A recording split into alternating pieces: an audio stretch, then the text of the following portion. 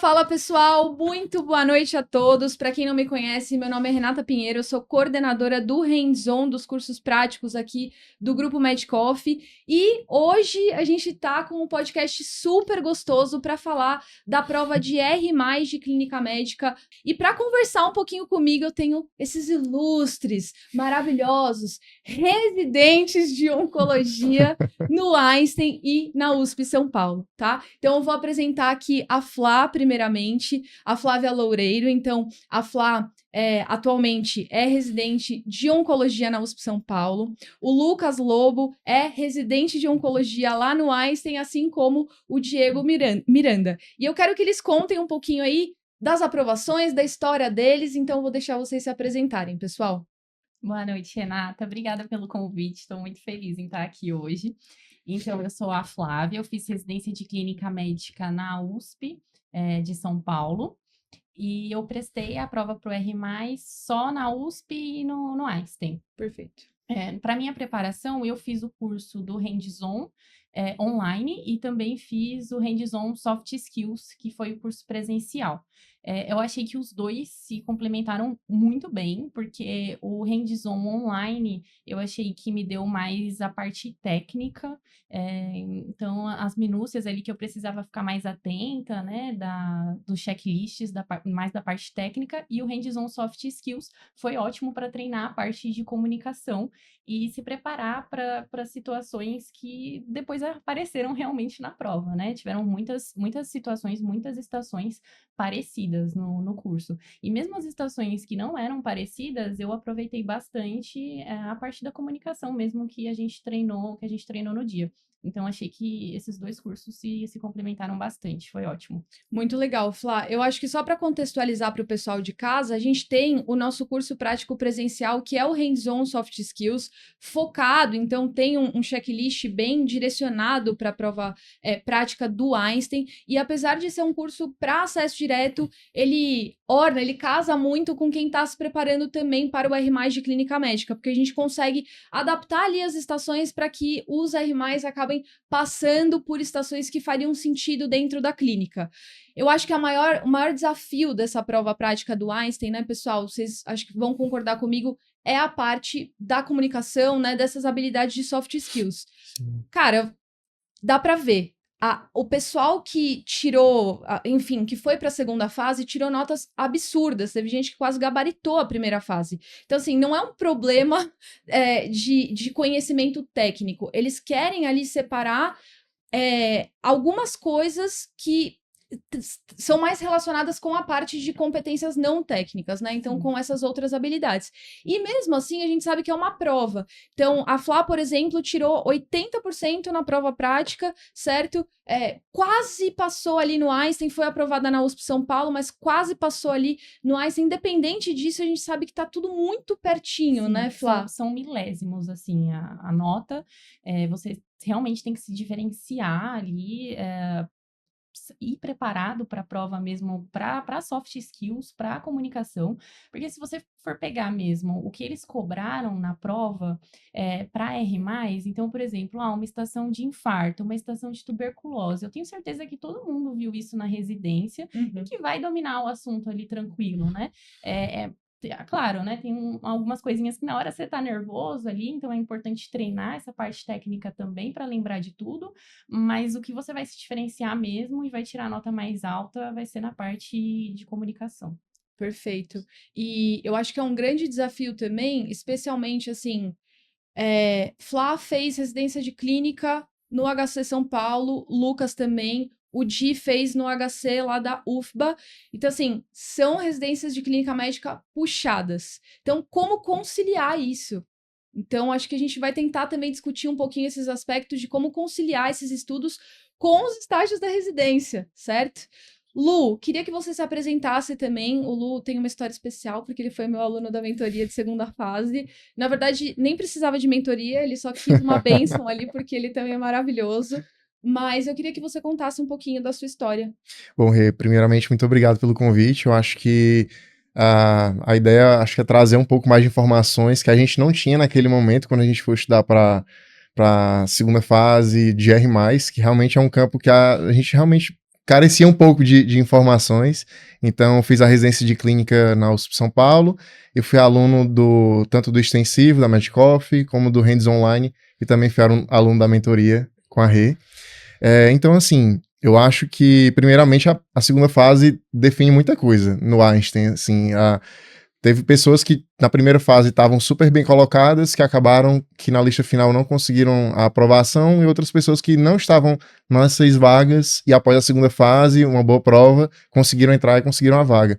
Então acho que a segunda fase aí muda muito o jogo.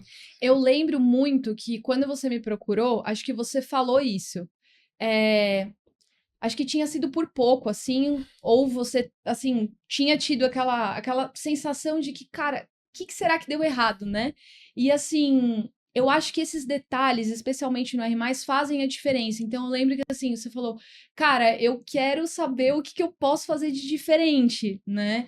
E eu acho que isso faz diferença mesmo quando a gente tá falando de detalhe. E a gente sabe que Einstein atualmente é detalhe, não só pro R+, o R++ ainda, mas para o R1 também. Eu tive alunas aí da parte da pediatria, foi 007 a diferença.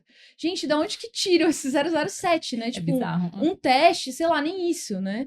Então, como que foi para você, assim, Lu? Conta um pouquinho desse direcionamento, porque você tinha feito a prova em 2024 para 25, aliás, 2023 para 24 e 24, 25, então era o segundo ano que você tinha feito. A Flá já tinha feito para acesso direto também, mas conta um pouquinho essa sua percepção e depois acabou esse ano sendo aprovado em tudo, né? Então é o seguinte, na prova de 2024, na prova de 2023, para entrar em 2024, né, que eu estava no R2 da clínica, eu fui para a prova, assim, bem tranquilo, eu acho, era um plano também parar um ano para trabalhar, e eu, cara, vamos ter um contato com essa prova inicialmente para ano que vem, ou se der certo, deu, ótimo, mas se não der certo, ano que vem a gente volta e já tem uma noção de como é que funciona.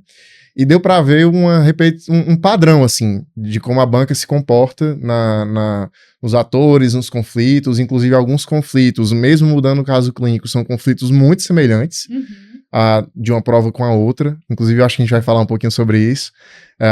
Então, quando eu fiz a primeira vez, realmente é muito diferente. É uma prova bem diferente, bem peculiar. E quando a gente chega naquela situação e tem um conflito que você não esperava e que você não estava preparado mentalmente para aquela situação, na hora dá um desespero, assim. Você fica sem saber o que fazer ou a melhor forma de fazer, de atuar naquele contexto.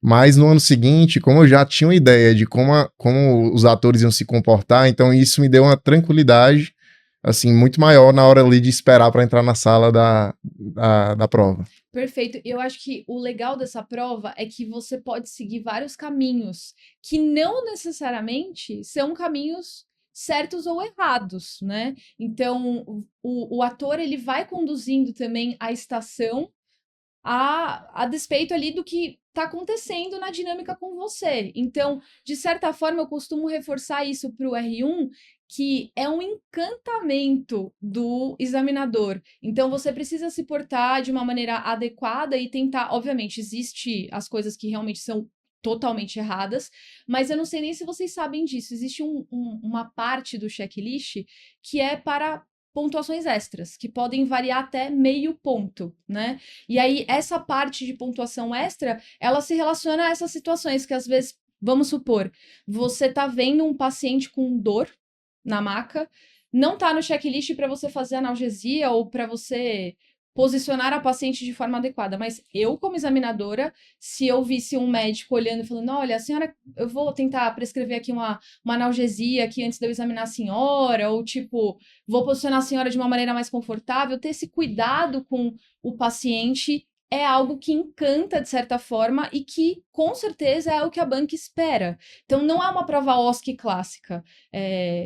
Vocês provavelmente já fizeram OSCE na faculdade também, né? E aí é um pouco diferente dos OSCEs que a gente está acostumado em relação a essa parte de comunicação, exceto para quem faz Einstein, né? Fez faculdade no Einstein, ou algumas faculdades ainda têm um pouquinho, se vocês quiserem até contar, mas a maioria não, né? São OSCEs bem mais técnicos, certo? Eu não sei se contava na pontuação, talvez tenha sido um extra, mas todas as grades dos leitos estavam abaixadas. E aí Olha. eu saí levantando tudo. Isso Boa. foi uma observação que a Importante. Flávia teve que eu não percebi e que depois que a gente foi discutir a prova, eu também, nossa, realmente, tudo tá ali meio pensado, de alguma forma. Exatamente. Isso é uma coisa que a gente até aborda no Hands-on Soft Skills, não sei se você lembra, numa das estações que até o Di vai comentar, que era de cuidados paliativos, a gente colocava propositalmente A cadeira longe. a cadeira longe, certo? Então era uma comunicação ali com uma familiar, você tinha que conversar sobre os cuidados paliativos e a gente deixava propositalmente longe a cadeira da interação ali com o aluno, né, no caso, para você ter esse cuidado. Então a leitura de cena tem que ser ativada nessa hora. Mas perfeito. Orgulho, Flá. E agora o Di. Eu queria que o Di contasse um pouquinho da história dele. O Di que é amigo da Stefania Zingoni, que vocês já devem ter visto por aqui, linda, maravilhosa, bela, deusa, né? Tá em tudo. Eu já entrevistei a Stefania, vou entrevistar ela a terceira vez esse ano, né? E me conta um pouquinho. Tá.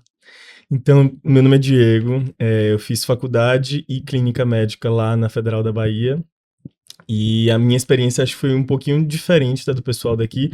Assim, a minha experiência até o ano passado tinha sido assim quase zero de treinamento prático qualquer que seja.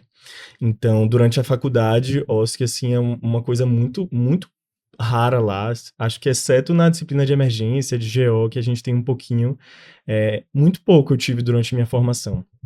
Então, quando eu tive a notícia da aprovação da primeira fase, foi meio que aquela corrida contra o tempo mesmo para poder tentar absorver o máximo possível, né? Então, ano passado, eu prestei aqui em São Paulo o Einstein, o Sírio, o SUS e a ABC, foram essas 4 aqui.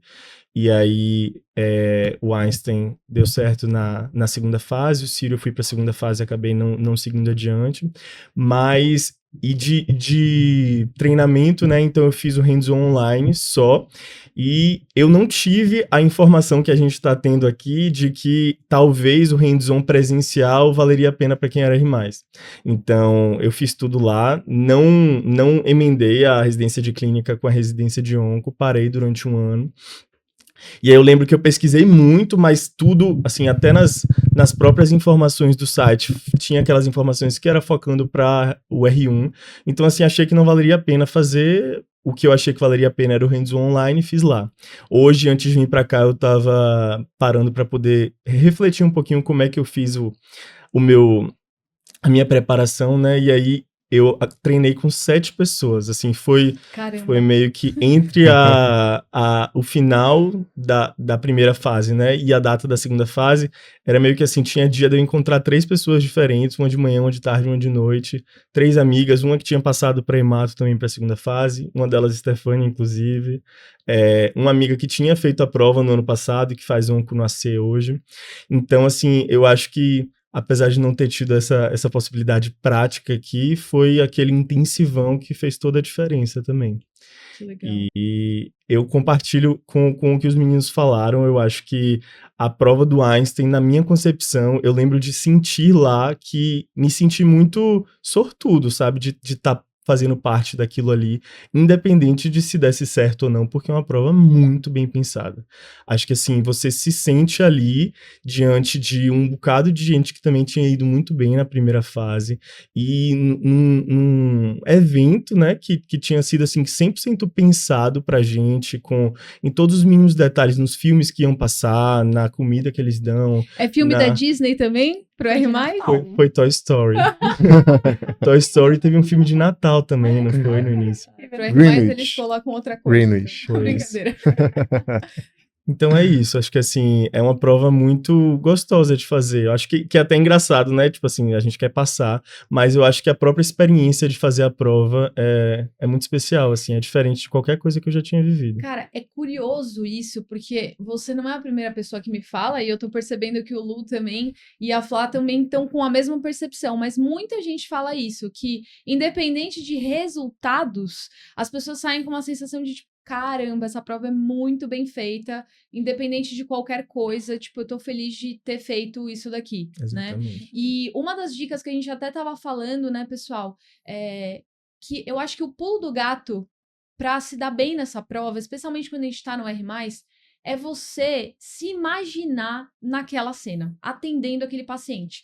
Porque, diferentemente do R1, que eu acho que às vezes dá um certo desbarato, né? Que às vezes você é um pouco ruim de cirurgia, ou não sabe muito bem, sei lá, determinado tema de pediatria, e daí você se depara com aquilo, você fica, meu Deus do céu, tipo, o que eu vou fazer agora?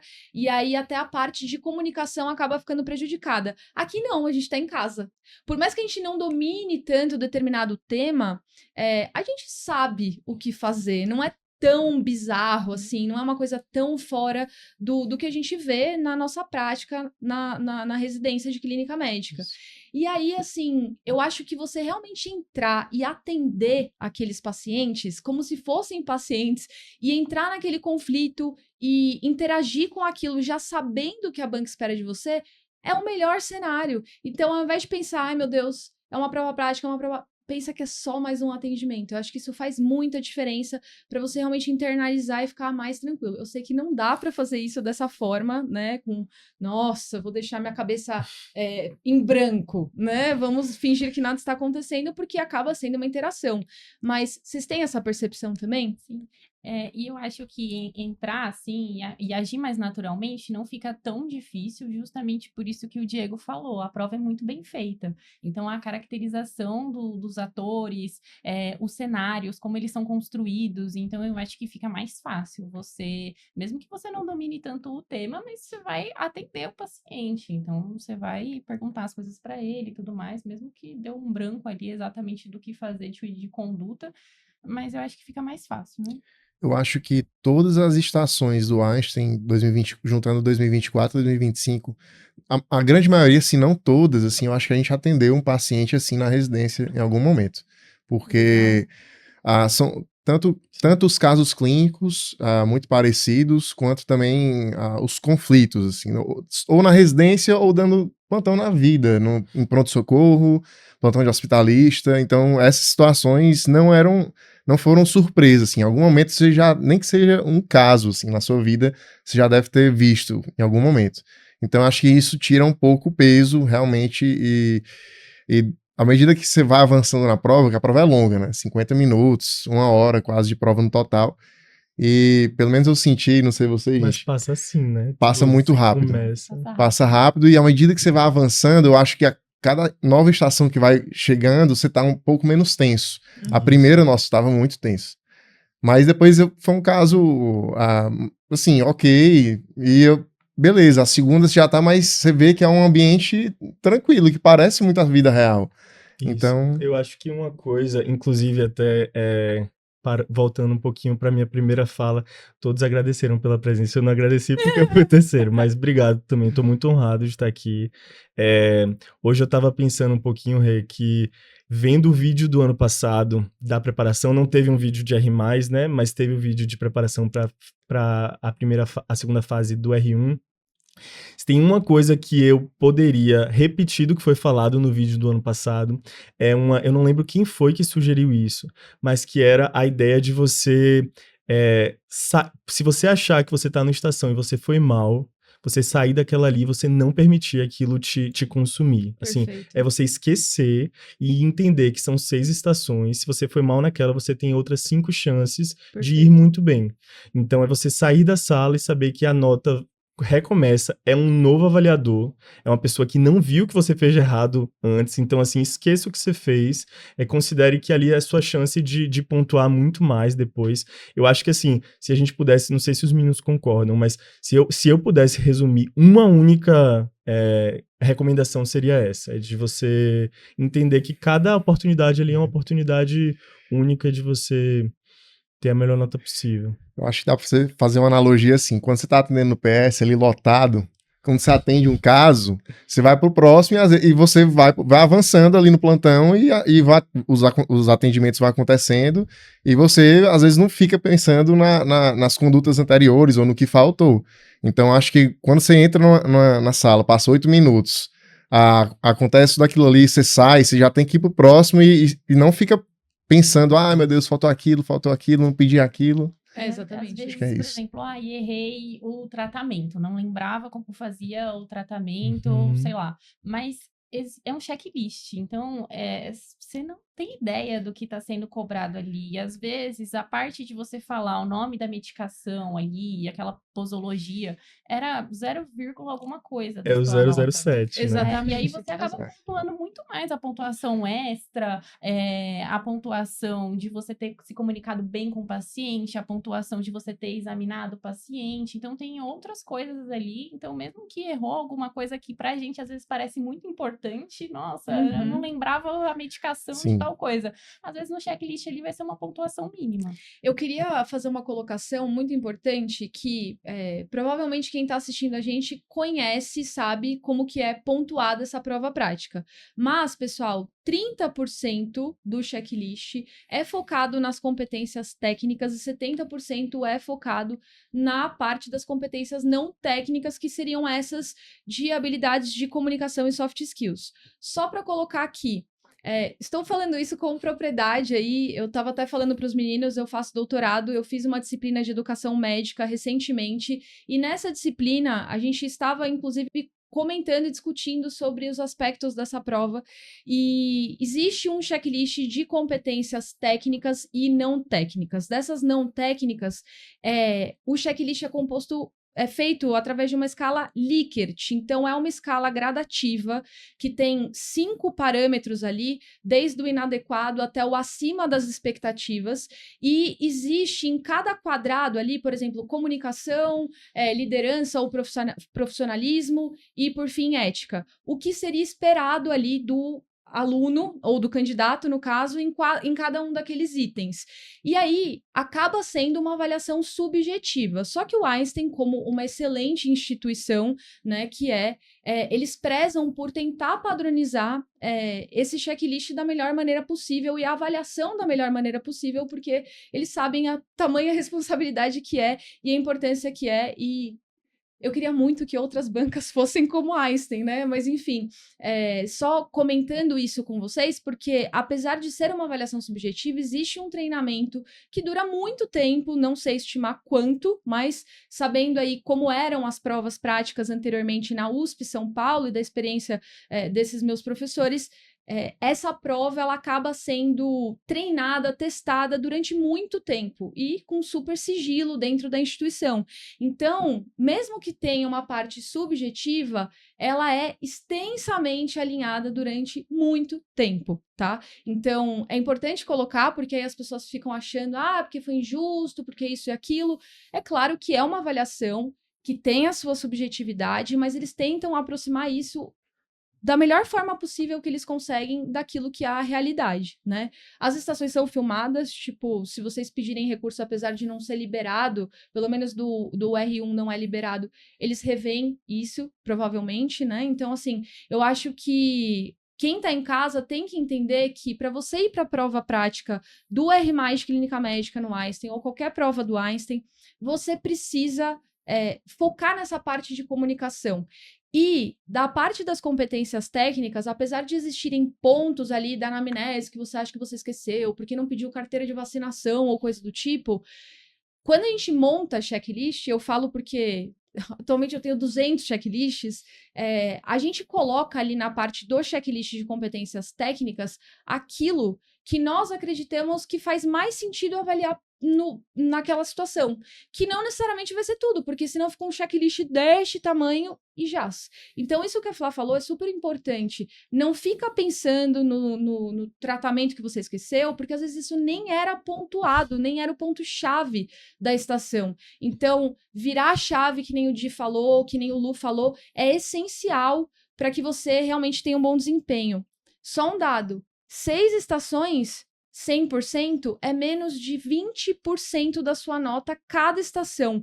Um item da estação é um item dentro de 18%, ou sei lá quantos por cento que acaba dando aí, de cada estação. Então, é muito pouco, né, pessoal? Agora, considerando um ponto-chave nas estações do Einstein, acho que os meninos também vão concordar comigo, é a gente identificar o conflito de cada estação. Perfeito. Porque considerando que 70% de cada estação é a parte de comunicação, cada estação, exceto a de procedimento, ela vai ter um conflito. Perfeito. Sim, sim. E assim, eu acho que isso que a Ri falou é muito importante, porque todos nós esquecemos alguma coisa. Todo mundo esqueceu alguma coisa. Com certeza. Assim, aí todos os outros colegas que, enfim, também foram aprovados esqueceram alguma coisa do checklist técnico, que é o que a gente mais lembra, lógico. Porque a parte de soft skills não tem como a gente ficar recordando, olhando para trás, esqueci aquilo. Mas todo mundo esquece. E assim, eu acho que você treinando em casa, o Diego treinou com amigos. Eu treinei com a parede. Eu realmente não tinha ninguém para treinar comigo. E aí eu filmava com o tablet, assim, me filmava e fazia as estações do Hands Online, olhando para a parede. E depois eu via o vídeo que, enfim, como eu tinha falado. Então, tem que treinar de alguma forma. Tem que treinar. E a comunicação não verbal importa muito nessa prova, né? Então, se a gente está falando de uma banca que preza por essas outras competências que não só as técnicas, a gente está falando de uma banca também que foca nessa parte de comunicação e, gente, comunicar é mais do que só falar. Se eu falar, oi, gente, tudo bem? Meu nome é Renata. Oi, gente, tudo bem? Meu nome é Renata, eu estou falando com as minhas mãos, eu estou feliz. Tipo, passa uma outra impressão. Então, até para adesão do paciente com relação ao que você está propondo de plano terapêutico, é importante, não estou falando para você ficar sorrindo para o paciente toda hora e gesticulando, não é isso, mas é aquela questão do toque na comunicação de notícia difícil, né? Então, é você tomar cuidado com a postura, não ficar balançando perna, certo? Não ficar com uma postura desleixada na cadeira, jogado na cadeira, por exemplo, porque isso passa uma impressão a seu respeito. Vocês tiveram alguma ferramenta? Então, o Lu comentou, né, que se filmava, isso era até uma coisa que a gente falava muito na mentoria, no Hands-on Soft Skills. O Di provavelmente deve ter treinado aí com a ST e deviam, assim, se autoavaliar. É uma coisa que vocês faziam? Como é que foi isso para vocês? Eu acho que assim, eu acho que vídeo é uma estratégia muito positiva. Para mim, treinar com outra pessoa foi muito, muito positivo, porque principalmente eu acho que a dica é treinar com alguém que você tem intimidade. Uhum. Porque uma intimidade a ponto de você permitir e deixar claro que você quer que a pessoa pontue os pontos negativos, porque ali é o momento, né? Como você tá fazendo um simulado em casa de uma prova. Uhum. Você quer que a pessoa fale o que você pode melhorar. A pessoa não vai adiantar, você tá com uma pessoa que não é tão próxima, a pessoa vai dizer, tá ótimo, tá 100%. Não é isso que eu acho que é o ideal. É você dizer o que eu posso melhorar, o que eu posso trazer de diferente. Eu lembro que essa minha amiga que fez a prova no ano anterior, eu fui treinar com ela, e aí teve uma coisa que eu sempre fazia em todos os meus treinamentos, e que uma vez ela me falou e eu nunca mais fiz, que foi a pessoa tá falando alguma coisa e eu falar, eu entendo. E ela me falou, não fale, eu entendo. Eu entendo, você não entende o que o paciente está passando. Fale que você consegue imaginar, que você não consegue, ou que você não consegue imaginar pelo que ele está passando, mas que você está aqui para ajudar, enfim. Então são esses pequenos pontinhos que eu acho que treinar com outra pessoa traz um ponto muito positivo, sabe? De você ter, e acho que é os dois lados mesmo, principalmente se for uma pessoa que também está treinando. Porque Exato. o trocar de você tá de um lado, fúria, né?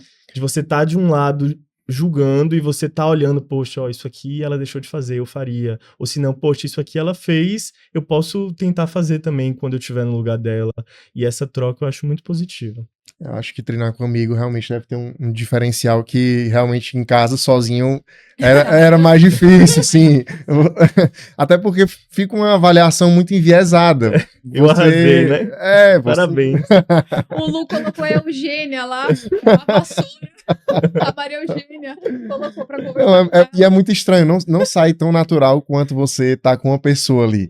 E eu acho que essa parte dos soft skills vai sair mais natural ainda na hora se você tiver uma interação e você colocar a emoção ali naquele atendimento como se ele fosse real. Então, acho que isso vai transparecer a forma como você atende um paciente na vida real, assim, com simpatia, com empatia. Então, acho que tentar transformar aquela situação numa realidade temporária, eu acho que é a dica principal, assim. Tem uma coisa que a gente sempre faz, quer dizer, eu não costumo fazer, mas eu vejo muitas pessoas fazerem também, que é o perfeito. Então, por exemplo, assim, quando você pergunta uma coisa que você está investigando ali, por exemplo, na anamnese, e aí o paciente confirma, e aí você fala perfeito, só que é perfeito para você porque você está indo no caminho certo, mas não é perfeito. Então a gente precisa muito tomar cuidado perda de com peso, isso. tive, perfeito. Perfeito.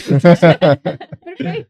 A gente não percebe, né? Eu achei muito legal no Hands-on, no Soft Skills, que vocês deixaram a gente filmar a estação. Então, foi legal assistir depois para ver qual que era a minha postura, o jeito que eu falei, às vezes se foi bacana, se não foi. Então, filmar e assistir isso depois foi muito interessante. Que legal, Flá. Eu acho que realmente é valioso, porque a gente não percebe. Tem muito aluno que sai da prova falando para mim, não, porque eu fui super bem, acho que eu fui super bem, mandei bem aqui, daí eu ouvindo assim, né, vibrando, e daí às vezes sai a nota e a pessoa não foi tão bem quanto esperava. E aí eu fico pensando, caramba, o que será que deu errado? Porque a fala da pessoa, até a descrição de como ela fez aquele atendimento da parte das competências não técnicas, foi muito legal. Mas existe muita coisa na comunicação que a gente só consegue perceber quando a gente se filma. Por isso que a medicina da família, né, a residência da medicina da família, ou, enfim, o pessoal da medicina da família faz muito isso, aqueles grupos Balint, né, que eles trazem consultas videogravadas para discutir, etc. Então, casos, né, que eles discutem, também tem o PBI, que eles trazem as consultas videogravadas. Isso tudo é muito importante para você aprimorar mesmo na prática médica, não só ali na prova prática, o que é muito legal dessa parte, nesse quesito do Einstein, que preza muito por isso. Mas, vamos falar das estações, então? A gente já fez uma boa introdução, acho que deu para entender mais ou menos como que é a pegada da prova, mas cada um deles aqui, pessoal, vai falar 2 estações, certo? E quais foram as maiores dificuldades que eles tiveram. Então, a gente está falando especificamente da prova que aconteceu agora, 24 e 25, né? Que seria a prova desse ano atual, 2025. E, Di, quer começar então você, falando de 2 estações? Vamos lá. Acho que eu posso falar primeiro sobre a estação de cuidados paliativos. Uma coisa que eu também vi no vídeo do ano passado e que eu acho que é importante trazer aqui é como que funciona, né? Eu nunca tinha feito prova antes, uma prova prática. Na verdade, prova prática ponto para residência eu nunca tinha feito. Então, para mim foi uma novidade em todos os aspectos. E ver nos vídeos antes também alguém explicando sobre como que funciona a estrutura e tudo mais foi muito importante. Então, já que eu vou começar, eu vou falar um pouquinho só sobre isso. Conta do dia inteiro, então, pro pessoal. Pronto. Então, de imediato, a gente chega lá bem cedo, não lembro se eram as 7, né? 7h30, 8 horas. E aí, a gente já dá de cara lá, né, com a faculdade, que é belíssima, assim, é uma estrutura absurda. E aí é tudo muito organizado, assim, você chega lá e aí você tem um lugar para você deixar a sua mochila, eles dão aquele saquinho, te encaminham pro auditório, o auditório gigantesco. E aí, lá no auditório, cada um tem um kitzinho que fica na própria cadeira. E aí eles já te dão um crachá que te diz qual é o seu número tanto qual é o seu número dentro do seu próprio grupo, quanto o número do seu grupo. Então, desde lá, você já tem noção mais ou menos de quanto tempo vai demorar para você ir, ou pelo menos quantos grupos estão antes de você. Então, eu cheguei lá, eu acho que eu era o 5º grupo, então eu sabia que iam ter pelo menos 4 grupos na minha frente, e aí fica lá um telão grande passando os filmes, e eu acho que antes de passar os filmes também tem uma apresentação, né? Acho que alguém de lá da coordenação fala um pouco sobre a prova, sobre quais são os objetivos da prova, dão as orientações gerais, e aí começa. Então, eles chamam o primeiro grupo e os outros grupos ficam lá assistindo o filme e esperando. Acho que, assim, nunca vi filmes que demoraram tanto, assim, essa questão da espera tenebrosa, não pela organização em si, mas pela própria ansiedade. E outros R+, ficam juntos também, né? Isso. É um grande auditório, fica todo mundo, você tem um lugar específico, que é o seu lugar, então, se você quiser ir no banheiro e etc, tem todo o rodízio para poder ir indo, mas fica todo mundo meio que no mesmo lugar. R+CG também, né? A gente estava Sim. comentando, talvez Isso. TED, Acho que até os R++, transplante. né, de transplante de medula e etc. Boa. E uma coisa importante é que sempre, pelo menos a prova de 2023, 24, 24, 25, cada especialidade estava no mesmo dia. Então, a onco estava no segundo dia de prova prática, o TMO estava no mesmo dia da onco, então acho que eles parece repetir esse padrão. E uma coisa que o Diego falou que é importante para o pessoal saber, vão assim alimentados, preparados para reservar o dia inteiro para a atividade, porque na primeira vez que eu fiz a prova, eu passei o dia inteiro lá e saí bem tarde.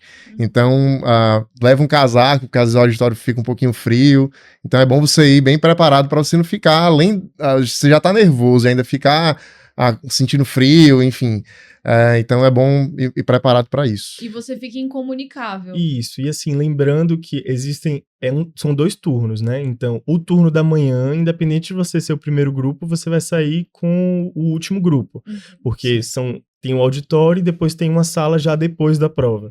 Então, o grupo 1, ele sai do auditório, faz a prova e depois fica também fechado nessa segunda sala. E aí, só quando todos os grupos da manhã terminaram e o grupo da tarde todo já tá dentro do auditório, aí os outros grupos saem da sala. Até porque, para eles não saberem quais foram, né, os casos e etc. Então, certo. Então, a partir do momento que o seu grupo é chamado, você faz a filinha, e aí dentro, cada pessoa tem o seu número também dentro do próprio grupo. E aí são salas que são do lado umas das outras, né? E aí, por exemplo, se você é o número 1, você vai começar aqui na sala 1, depois você vai pra sala 2 e daí por diante. Ficam várias pessoas no corredor e aí toca como se fosse um sino, né? Uma sirene de quando você pode entrar. Então, a partir do momento que você entra na sala, esse foi um ponto que foi, assim, essencial para mim ter visto no vídeo do ano passado, o que você vai fazer, né?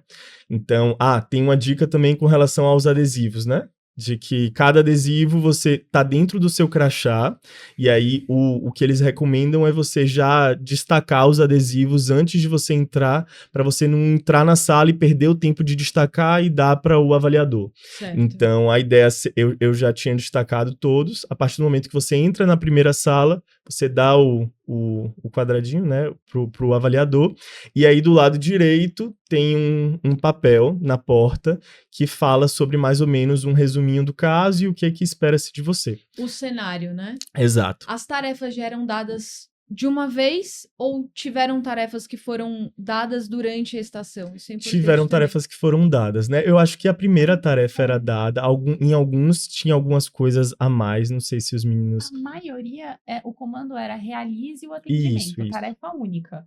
E aí no meio, conforme você ia pedindo exames, aí eles iam dando os cartões. Entregando. Então, exame físico, aí dava o cartão de exame físico, aí era um raio-x, aí tinha o cartão do raio-x. Perfeito.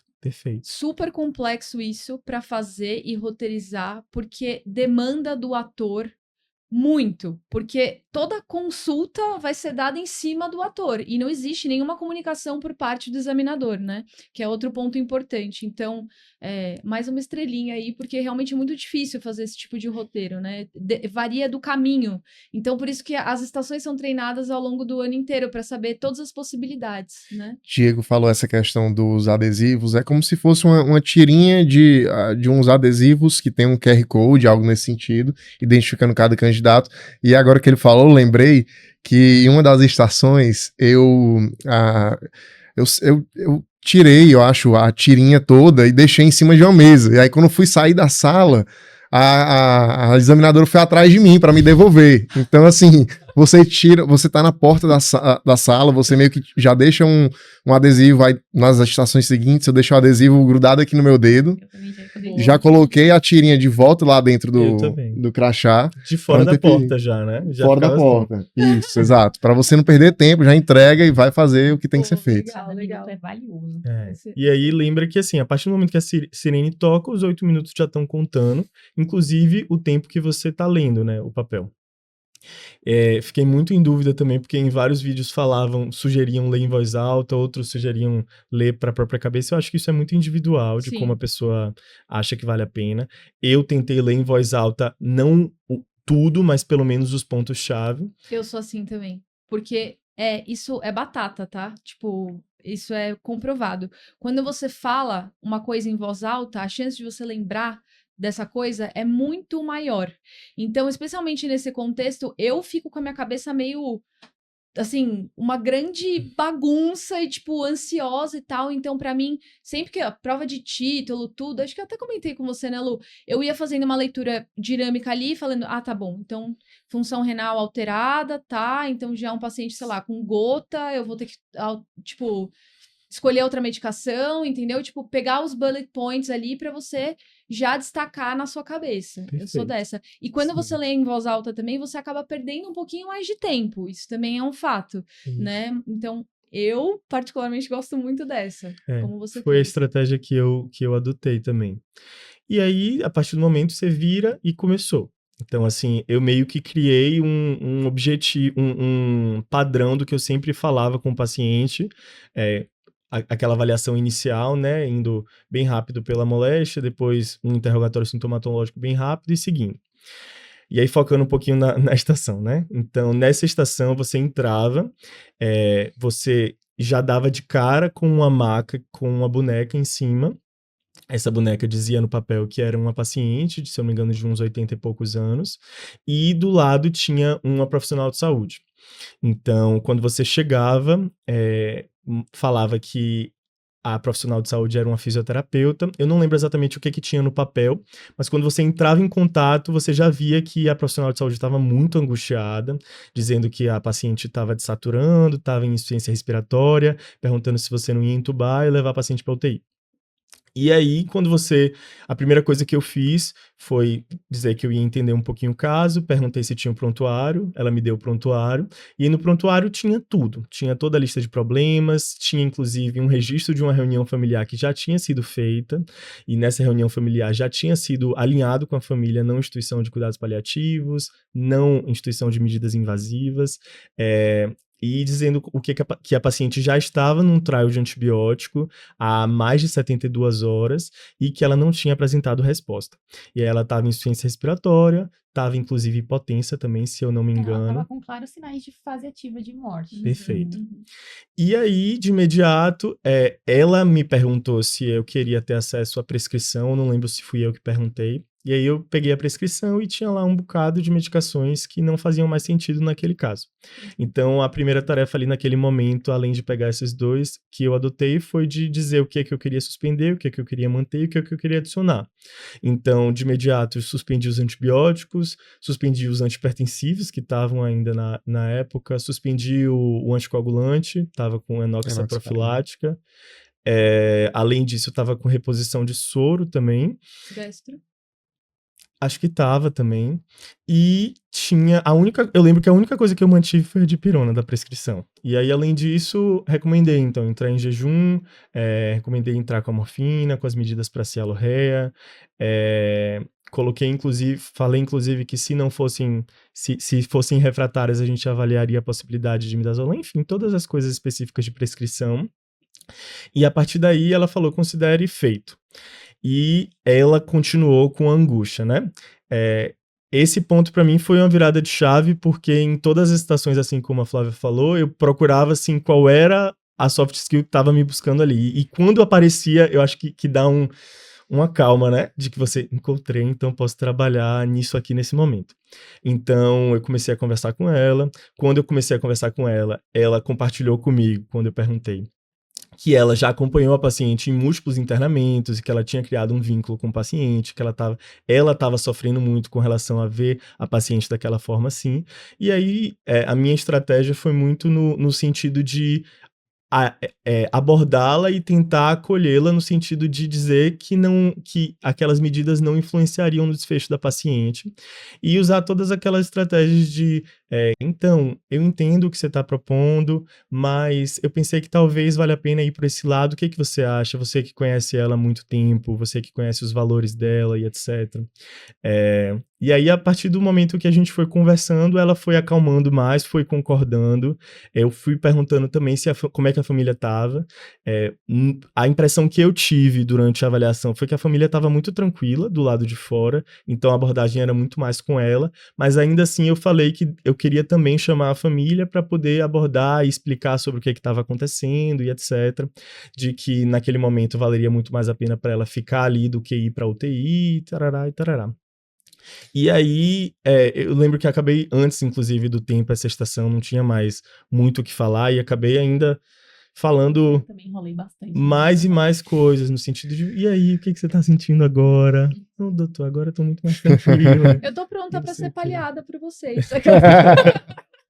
Eu acho que essa estação foi muito legal, gente. Arrasaram. Linda Eu acho estação, que essa né? estação foi muito a cara da residência. Né? Nossa praia. Exato. Então, eu acho que foi muito, muito parecida com a realidade. Sim.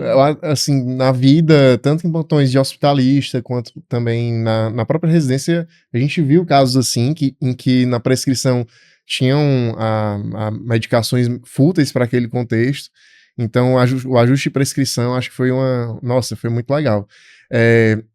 Acrescentando, assim, eu acho que é isso que o Diego falou, é muito importante, você perguntar pro profissional o que ele acha. Porque quando você pergunta o que ele acha, você já deu a abertura pro ator jogar e falar o conflito ali que ele tá esperando, que ele tá guardando. Com certeza. Deixar os atores falar é, assim, às vezes uma virada de chave, né? Eu vou falar mais pra frente em relação a isso, mas acho que essa sua colocação é perfeita. Acho que quem tá de casa precisa ter isso em mente.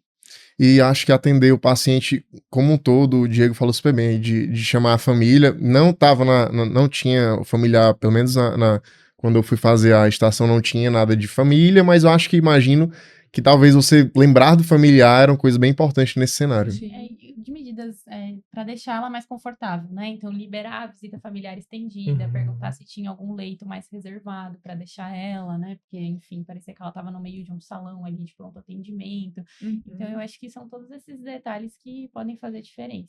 Aproveitando essa situação, a gente também tem ali no Hands-On Online uma estação de cerco do silêncio também. E aí existe uma questão ali que o cenário é você fazer a comunicação. Você está no meio de um leito de enfermaria, está dividindo o quarto com outras pessoas, tem uma televisão ligada, a gente deixa bem claro, e aí você precisa também ter essa noção de que você vai fazer aquela comunicação em outro ambiente, a conversa, né, por exemplo, com uma familiar, ou até com a própria profissional de saúde, ou com o próprio paciente. Então, acho que isso é uma coisa importante e, cara, igualzinha mesmo a do Hands-On Soft Skills. Foi, a do Hands-On Soft Skills a gente tinha que falar com a familiar. Mas eu acho que a abordagem, a técnica de comunicação é muito parecida. E também era a fase ativa, né? Que tinha que tirar as medicações da prescrição. Sim. Perfeito, muito legal. Muito parecido. Belíssima estação. Muito legal. Adorei essa estação. E você, Lu, o que você achou dela? Então, assim, eu acho que, como eu falei, se você atuasse de forma semelhante à vida real, você ia se dar bem. Você ia se dar bem. Em nenhum momento a profissional, pelo menos a atriz que estava comigo, ela não combateu assim a minha conduta, não teve nenhum momento de conflito mais grave, digamos assim. Ela só questionou se eu queria encaminhar a paciente para UTI. Outra coisa que a paciente estava com bastante cialorreia, broncorreia, secreção, então ela deu a deixa. Doutor, você quer que eu faça alguma coisa agora? Estava aspirando várias vezes. Isso, exato. É importante suspender também as aspirações. Exato. Então, acho que foi uma estação muito legal mesmo. Cuidados paliativos é um tema super quente para o Einstein. Não só para o R+, mas para acesso direto também, já caiu, inclusive nesse contexto, era para conversar lá, era numa unidade básica de saúde, era uma paciente que precisava ser sondada, enfim, e aí você ia suspender a dieta, eu não lembro exatamente qual que era o contexto, e aí ela te questionava muitas vezes falando que você estava matando a paciente, então realmente era algo muito... É um tema muito frequente lá na instituição, né? Bora partir então para a próxima? Bora. Qual que é a segunda? Então, Como que a foi? segunda, falar um pouquinho da estação de procedimentos, né? Essa eu acho que é importante também falar um pouquinho de como que funciona, porque diferente das outras, você tem o mesmo tempo, mas para fazer duas coisas diferentes. E eu acho que essa lembrando um pouquinho do que eu vi ano passado, é o que muita gente pega pela questão de administração de tempo, né? Foi o meu erro. É difícil pra caramba, porque você não é comunicado quanto tempo falta. Não. São 2 procedimentos pra fazer. Então, são Sim. 4 minutos cada um deles, certo? E se você ficar os 8 minutos no primeiro procedimento, acabou pra você. E não podia voltar, né? Não, Isso não é uma podia coisa voltar. importante. E assim, não você pode não voltar. podia chegar em um e escolher ir pro outro. Você entrava e você tinha que escolher para onde que você ia. E aí, indo pra esse, era esse que você ia começar. Mas você poderia até escolher um ou outro, não podia? Isso, podia. Podia. Foi a minha estratégia, inclusive. Eu entrei e aí eu vi que de um lado você tinha uma mesa com uma espirometria em cima, um laudo de espirometria, e do outro lado eles tinham um boneco que tinha um carrinho de parada com vários materiais de vias aéreas. Então eu olhei e pensei, no de vias aéreas eu vou demorar muito mais tempo, então vou direto pro de espirometria, que vai ser muito mais rápido. Tinha, inclusive, no Hands-on Online uma estação que era de espirometria, então, assim, eu já tinha treinado e tinha visto que era muito mais rápido de você responder. Legal. E realmente foi. Acho que, assim, dos 8 minutos, se eu passei 2 minutos na de espirometria, foi muito. Eu fui direto, sentei, e aí... A gente tá rindo né?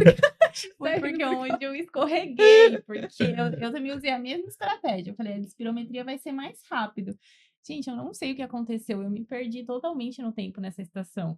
Porque eu sentei, sei lá, eu acho que eu fiquei filosofando ali sobre a espirometria, fiquei calculando todas as coisas. Eu acho que na parte de espirometria eu arrasei, porque eu calculei tudo, eu falei tudo que eu sabia de espirometria, mas Você deu uma aula de espirometria uma lá. aula de espirometria, só que aí chegou na parte da intubação e não tinha Acabou, mais né? tempo. Eu fiz pouquíssima coisa na parte da intubação e aí acabou o tempo.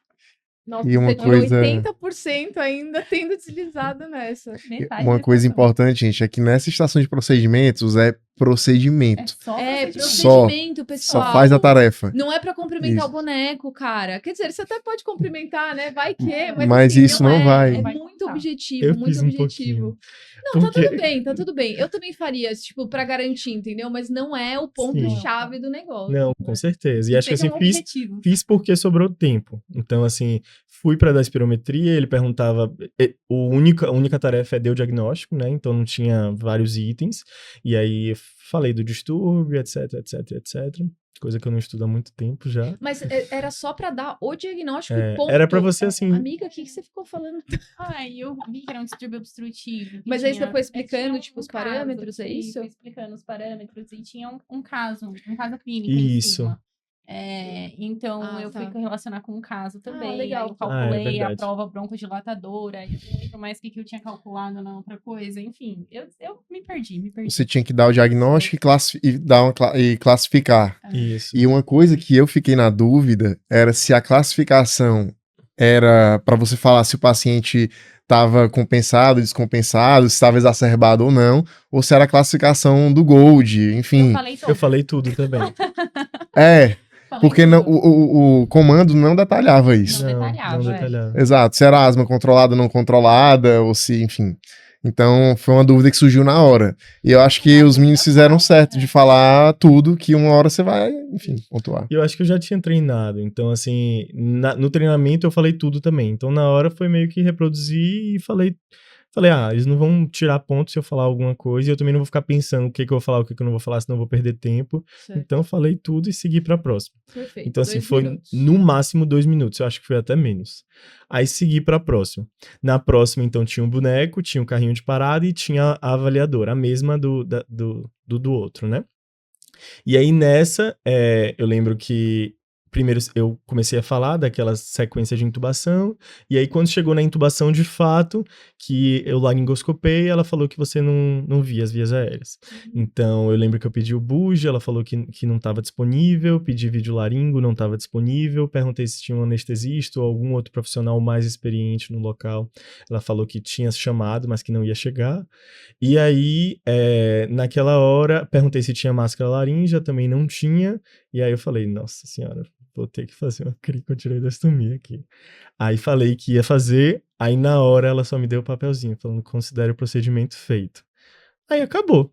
Assim, eu acho que eu devo ter terminado tudo com 6 minutos, 6 minutos e meio no máximo. Aí eu comecei a pensar, né, o que eu poderia ter falado, porque eu fui muito rápido, devo ter ido muito mal nisso aqui. Aí comecei. Aí vou colocar droga vasoativa, noradrenalina, vou mandar paciente pra UTI, chama a família, por favor, que eu vou começar a explicar que a gente precisou entubar, tarará, enfim. E aí foi até dar os 8 minutos sem parar de falar. Gente, nessa estação eu dei um vacilo muito grande, que foi o seguinte, era um caso de um AVC hemorrágico, se eu não me engano, Isso. e o paciente tinha um rebaixamento de nível de consciência e tinha em negrito. A intubação foi indicada. Só que eu comecei a atender o caso fazendo ABCDE, pedindo sinais vitais. Assim, eu comecei. Vamos pedir uma tomografia de crânio, que era um paciente com déficit focal novo. Então, eu perdi uns 2 minutos, sei lá, acho que metade do tempo que eu tinha reservado para o procedimento 2, que foi o meu segundo procedimento, foi só fazendo coisa firula que não estava contando. E aí, quando eu me toquei que era só para fazer a intubação de fato, aí eu fiz super rápido, assim, porque eu vi que tinha pouco tempo. Mas, então, na hora que ele falar, faça o procedimento X, é só aquilo. Passa o só procedimento X, Você tem que né? ser, Não nessa tentar as situação, você tem que tarefas. ser rápido e objetivo, Isso. não E aí, se igual sobrar as outras. tempo, né, você vai Isso, aí você coloca somando assim, com o que você vai- quer. Exatamente. Só aproveitando para colocar, o ano passado, né? O ano anterior ao de vocês, foi muito interessante porque eles colocavam a imagem de um POCUS, certo? Era uma janela cardíaca, não era, Lu? E aí você tinha que dar o diagnóstico. Ele tinha lá a imagem, era derrame? Derrame pericárdico? É isso, era um tamponamento. Isso, beleza, era um tamponamento. E aí, a outra, eu achei bem desafiadora, assim, pensando nesse ano de vocês, né? Achei mais desafiadora que era a questão do marca-passo, né? Que você tinha que fazer os ajustes ali no marca-passo e tal. Essa daí acho que pegou muita gente, porque nem todo mundo tem, assim, acesso ou, tipo, costuma mexer muito ali no marca-passo, né? Era um paciente que fazia um BAVT, estava, enfim, instável, e aí você tinha que passar o transcutâneo e falar, verbalizar para o examinador como que você ia configurar aquilo. Os parâmetros iniciais. Os parâmetros de frequência, a amperagem, né? Então, essa estação foi bem difícil. Cara, na minha residência clínica, eu Bem passei transvenoso a rodo.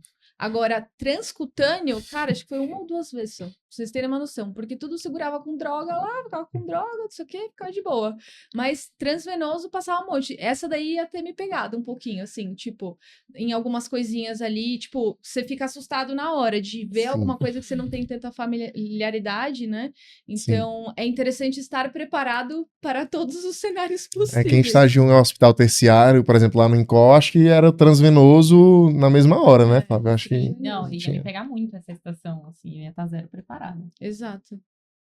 Não, mas assim, lá também, tipo, passava transvenoso, entendeu? Transcutâneo era só em outros lugares ali, quando você não tinha muito o que fazer, não conseguia passar o transvenoso, porque às vezes só tem 1 ou 2 no hospital, ficava desse jeito, assim. Aí você pegava... E além do marca-passo, na estação do POCUS, ele falava, você tinha que fazer o POCUS cardíaco com pelo menos, se eu não me engano, 2 janelas. Você tinha Então, que fazer, você né? tinha que, é isso, exato, colocar no pré-call de paciente com o Probimark pro lado certo. Então, você tinha que mostrar 2 janelas e também, e aí, em uma dessas janelas, mostrava o tamponamento e você tinha que indicar a pericardiocentese. Perfeito, perfeito. Vamos para as próximas 2? Conta aí, Lu. Vamos lá, a então. terceira e a quarta. Eu vou falar sobre a estação de infarto agudo do miocárdio. Foi uma estação também bem legal, porque o conflito ele não ficou assim tão evidente. Eu acho que a de cuidados paliativos, o conflito estava um pouco mais Gritante. gritante. Você viu um profissional de saúde, você sabia que o conflito ia ser a partir dali.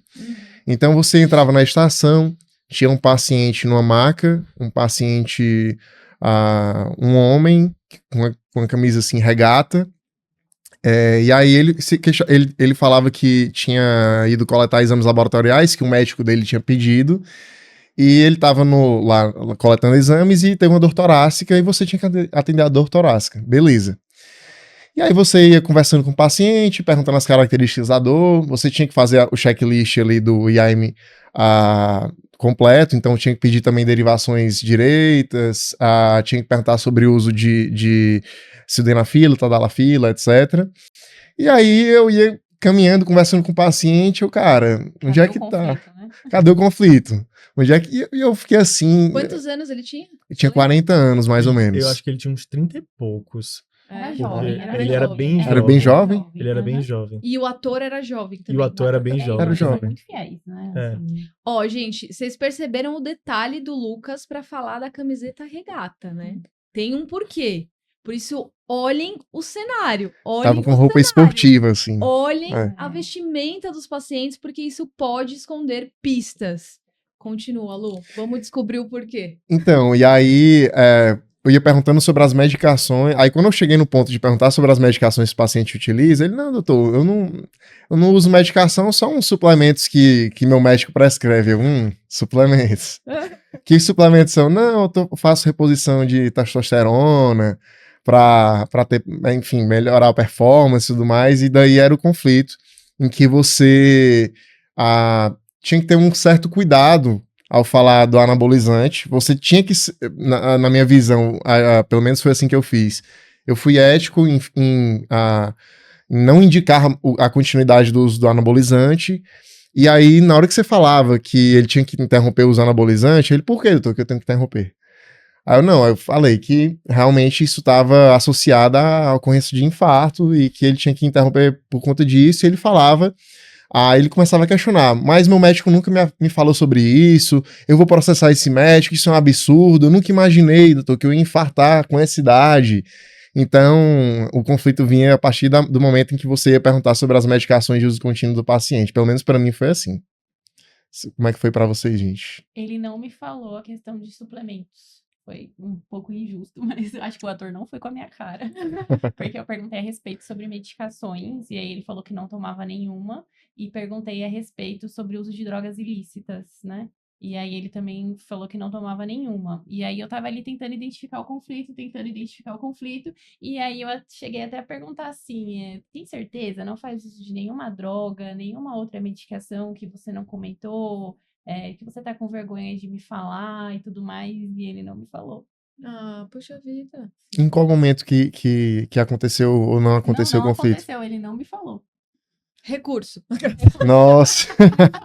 Porque para as outras pessoas que eu perguntei, ele chegou a falar suplementos, né? Porque se ele tivesse me falado de suplementos, eu Você ia ter teria- pegado Uhum. o que tem nesse suplemento, né? E eu ia com certeza perguntar ativamente ali.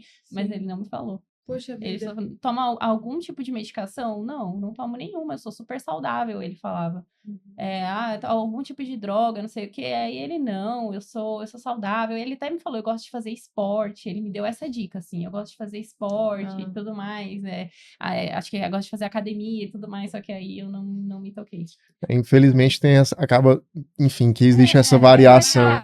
Ele deu a dica ali do esporte, da academia, então... Não pegou, passou não pela pegou. cabeça, não. Não pegou, amiga.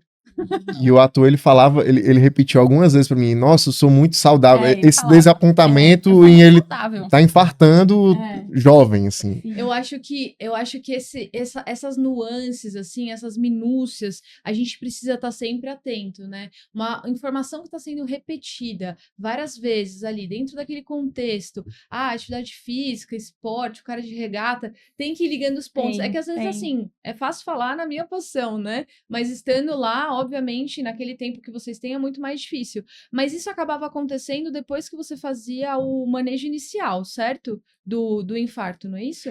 Durante, pelo menos pra mim, Não? Rê, durante a anamnese, eu fui que já perguntando acontecia. fui perguntando Também. as características da dor, há quanto tempo que ele tinha sentido dor e tudo mais, se já tinha sentido em outro momento, história familiar, e quando eu perguntei das medicações, já veio a questão do suplemento, e quando eu identifiquei esse potencial conflito, ele falou do anabolizante, eu deixei um pouquinho de lado o manejo inicial e fui logo direto nessa parte do soft skills, porque eu já queria garantir logo a pontuação do soft skills, e aí depois eu fui fazer o manejo da dor torácica. Isso. Mas chegava a ter o manejo. Tinha Chegava a ter um uma manejo. Pedir o Tinha. eletro, tinha que pedir troponina, perfeito. e aí conforme você ia pedindo, eles iam dando o cartão Entregando. com os exames também. Você tinha Isso. que lembrar de pedir derivação posterior Sim, também, enfim. E Terminava no era CAT, com né? Supra? Era com Supra? Era com Supra. Era um IAM com Supra de parede inferior, em que ele dava o elétron, e aí você também tinha que pedir as outras derivações, e depois você tinha que indicar o CAT, ou então, aciona a hemodinâmica, aí ele entregava um cartão, De que hemodinâmica. o paciente já ia ser encaminhado para hemodinâmica. Isso, exato. Cara, eu vou dar uma dica aqui, preciosa, gratuita. Mas o Einstein tem aquelas diretrizes de cuidado, né? Protocolos Os institucionais. protocolos de cuidado que eles têm.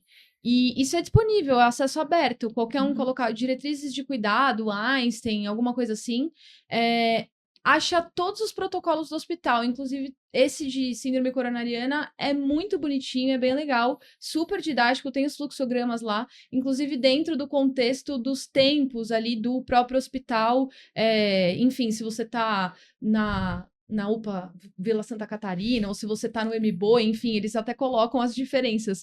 Mas é interessante porque eles deixam isso de acesso aberto. Então, quem quiser estudar um pouquinho mais direcionado, é uma boa dica aí, porque tem o material deles, tá constantemente sendo atualizado, até aparece ali quando que foi atualizado, e é bem legal para quem tá prestando a prova. E tem trocentos, inclusive tem até uma parte de comunicação ali, liderança, gestão, enfim, tipo, tem algumas coisinhas ali de situações dentro de equipe, né? É bem, bem legal. E assim, agora, sendo residente na instituição, a gente vê no dia a dia, né, Diego, assim, que essa questão dos soft skills é uma coisa que a gente precisa diariamente disso, assim. Então, por isso que dá para entender por que a instituição coloca 70% do peso da prova prática no soft skills. E nessa estação da dor torácica, quando o paciente ia questionar a conduta do médico, dizia que ia processar, e também ficava frustrado com o fato de ele estar infartando. E assim, pelo menos o caminho que eu busquei foi tentar tirar o foco da frustração dele e vamos tentar resolver isso, vamos para frente, chama alguém da sua família para ficar aqui com você. E tentei tirar o foco dele de processar o médico. Exato. E de ficar frustrado pelo fato de estar infartando. Então, foi por esse caminho que eu segui. Eu acho que a minha estratégia, para além de tirar o foco do processo, foi o foco de não dizer que o médico estava errado. Isso, exatamente. Então, acho que assim, o meu objetivo foi, olha, porque ele ficou repetindo, né? Então, ele não era para ter feito isso, né, doutor? Ele errou. Bati na tecla, né? O meu objetivo foi dizer assim, ó, eu não sei o motivo pelo qual ele prescreveu isso para você, nem a situação. O que eu posso te dizer é que existe uma associação entre o uso e o risco de infarto em idades mais jovens. A gente não tem como estabelecer um nexo causal para dizer que no seu caso foi isso com certeza. Acho que assim, tenho certeza que a partir desse momento você não tem indicação de continuar o uso, e com relação a isso, eu acho que isso pode ser resolvido em um segundo momento, é o que o Lucas falou. O foco agora, você está tendo uma doença aguda, a gente vai ter todo o cuidado possível para cuidar da sua doença aguda, tenha certeza que a nossa equipe está tendo 100% foco nisso, inclusive eu. A partir do momento que a gente resolver isso, a gente conversa sobre o porquê disso, se for o caso, a gente faz um contato com esse médico, você conversa com ele depois, enfim. Acho que início ele foi ficando mais tranquilo. Então, talvez era uma coisa que valeria a pena também. Tanto nisso quanto em erro na assistência, então erro de medicação, erro em algum protocolo dentro do hospital, nunca culpabilizar o outro profissional ou julgar a conduta de outro profissional, porque isso é uma questão ética, certo? Ou incentivar o paciente a... Exatamente. Então, não cabe a nós naquele momento, a gente tem que orientar pensando no foco principal, na questão atual e na segurança do paciente ali. Então, aquilo que eles estão esperando que a gente responda, né, a resposta esperada naquele contexto. Então, não façam isso, por mais que você saiba que foi uma prescrição inadequada e tudo mais. Até tinha caído, né, Lu, no ano anterior ao ano passado, 2023 para 2024, tinha caído uma situação, uma paciente que vinha com mal-estar e tinha uma prescrição de diversas medicações, acho que era até um manipulado, não era? E aí você tinha que identificar que isso era o que estava causando aquilo. E aí ela culpabilizava esse outro médico, ficava muito brava, dizendo que ia processar. Quando você manejava esse conflito, aí vinha outro conflito com ela demandando que você fosse ali, ela exigia que você encaminhasse ela para fazer cirurgia bariátrica. Então, ela tomava aquela fórmula para emagrecimento e, na realidade, você entendia aquele contexto ali e sabia que tinham outras coisas até que poderiam ser feitas antes daquilo, porque ela nunca tinha tratado a obesidade de forma real. Inclusive, acho que dieta também, enfim. Mas vejam que é esperado. Eles se repetem, só muda a embalagem, mas o conteúdo ali, os soft skills envolvidos se repete, né, muitos anos. E eu acho que durante a estação, inclusive essa estação, o conflito foi praticamente o mesmo, assim. Parecido, né? E eu acho que você, quando, diante de situações assim, você perguntar para o paciente, joga de forma aberta, por que é que você está tomando essas medicações? Porque a paciente não falava logo de cara que era para emagrecer. Uhum. E aí, quando você perguntava por que é que você está tomando, tá recebendo essas medicações, daí ela falava do desejo de emagrecer, e aí depois ela entrava na questão da bariátrica e você acabava que tinha que prescrever um análogo de GLP-1. Uhum. Então, foi uma estação bem legal e muito parecida com a estação de síndrome coronariana aguda também. Legal. E qual que foi a quarta? A quarta estação também é uma estação muito interessante. A cara da residência de clínica médica era um paciente jovem, de uns 18 anos mais ou menos, que se queixava de dor. Então você entrava na estação, também tinha um paciente na maca, um paciente jovem também, um paciente negro. Então, e aí quando você ia ver o prontuário, ele tinha doença falciforme e ele já tinha algumas visitas ao PS por dor. E quando você... no comando da questão, no enunciado, falava que o paciente tinha sido atendido pelo plantonista diurno, você era o plantonista da noite, e o colega tinha prescrito apenas dipirona para o paciente e que você ia reavaliar. E só um ponto específico que tinha escrito também é que ele fazia uso de morfina em casa. Ele fazia uso de morfina comprimido em casa. E o colega que atendeu antes tinha prescrito apenas dipirona. E aí, quando eu vi o paciente com doença falciforme, com crise álgica e recebendo apenas dipirona, o conflito deve estar por aí. E aí você atendeu o paciente, assim, ele falava bem pouco. Pelo menos o meu ator, assim, ele falava bem pouco, realmente parecendo que estava com dor. E aí você... quando você perguntava o HB basal, ele sabia o HB basal. Ele sabia. Então você ia fazer o atendimento do doente falciforme com a descompensação clínica e pontuava, imagino que tudo isso no checklist, né? Exclui síndrome torácica aguda, exclui uma síndrome hiperhemolítica também. E aí, quando você, no decorrer na estação, você perguntar, melhorou da dor? Ele falava, não, doutor, aqui no pronto-socorro todo mundo acha que eu sou viciado em morfina. Quando eu entro aqui no pronto-socorro, já percebo as risadas dos enfermeiros, todo mundo rindo de mim, e todo mundo acha que eu sou viciado, e eu já escutei chegarem a falar, lá vem um viciado de novo. O ator falou isso. Então, a ideia é tentar manejar esse conflito do paciente com a equipe, com a instituição, com o hospital. O caminho que eu escolhi foi assim, acolher, primeiramente, né, a demanda do paciente, falar que eu não concordava com esse tipo de comportamento e que eu pedia desculpas em nome da instituição por aquele fato, e que a partir daquele momento em diante a gente ia tentar dar o atendimento que ele merecia e que seria justo. Então foi esse o caminho e acho que as coisas correram bem a partir daí. Sim, eu fui por um caminho bem parecido também, assim, de acolher ele, explicar o que estava acontecendo, que era uma crise álgica e que a gente precisava mesmo de analgésico mais forte, de que ele não era viciado. Então, essa parte de acolhimento e também falar que eu ia conversar, né, pedir também desculpas em nome da instituição e que eu ia conversar também com a equipe multidisciplinar para que isso não se repetisse mais. Legal, importante isso. Isso aí estava até no nosso guia prático, né? Tinha uma situação bem parecida que a gente colocou no nosso guia prático de comunicação. Guia prático do Hands-on Soft Skills, mas muito legal. Alguma outra coisa sobre essa? Um ponto importante é que o paciente ele não estava usando a hidroxiureia. Ele tinha eu não sei, não lembro agora exatamente em qual momento que a gente tinha essa informação, mas ele tinha um segmento com hematologista, eu acho que ele perdeu o segmento, parou. Teve isso também. E aí Você você tinha que também... encaminhar de novo. Isso. E você tinha que entender por que é que ele tinha parado de tomar Idreia. E aí ele falava que tinha muitas náuseas quando tomava medicação. Então você também tinha que colocar o paciente de novo no cuidado com o hematologista. Cara, hemato é muito quente para essa prova, né? Eu acho que, assim, existe a residência, né, de hematologia também na instituição, da mesma forma que de onco, então eu acho que é esperado ter estações, especialmente do que se tem ali de subespecialidade.